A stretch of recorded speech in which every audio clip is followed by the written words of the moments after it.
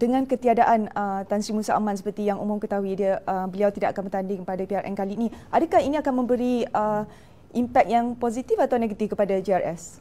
Okey, kalau kita lihat apabila Tan Sri Musa Aman pada hari penama calon, sebelum ini spekulasi menyatakan beliau akan bertanding, tiba-tiba beliau tidak bertanding. Saya kira ada pro dan kontra. Kalau di segi pro-nya pula,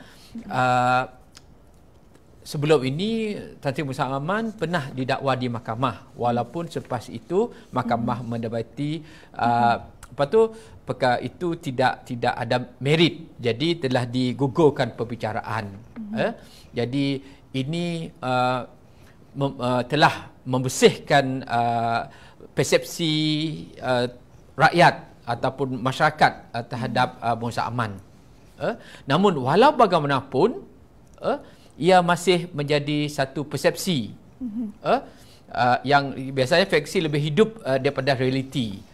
Jadi orang cuba kaitkan kes itu walaupun telah digugurkan dalam konteks politik pula. Tapi apabila beliau tidak bertanding, saya kira isu itu menjadi kurang, jadi kurang dibincangkan. Walaupun kita lihat Shafi'i Apdal sering menyerang, mengkritik, mengkomen terhadap perlakuan ataupun dakwaan terhadap Tan Sri Musa Aman, sehingga Musa Aman terpaksa buat kenyataan akhbar semalam. Walaupun dia tak bertanding, dia juga yang kena.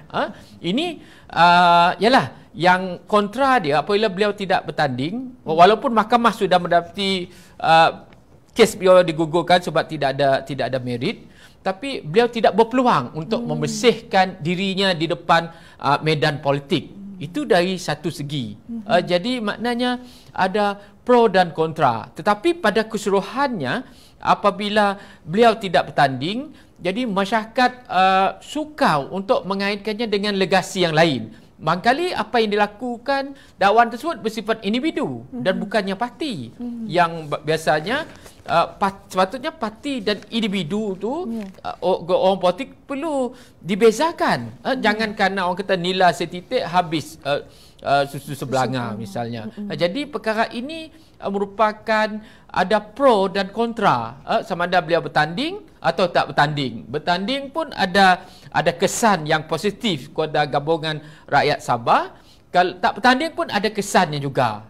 Tapi ramai juga melihat apabila beliau tak bertanding itu seolah-olah ada kumpulan sebab keluarga dia sendiri terlibat dalam politik.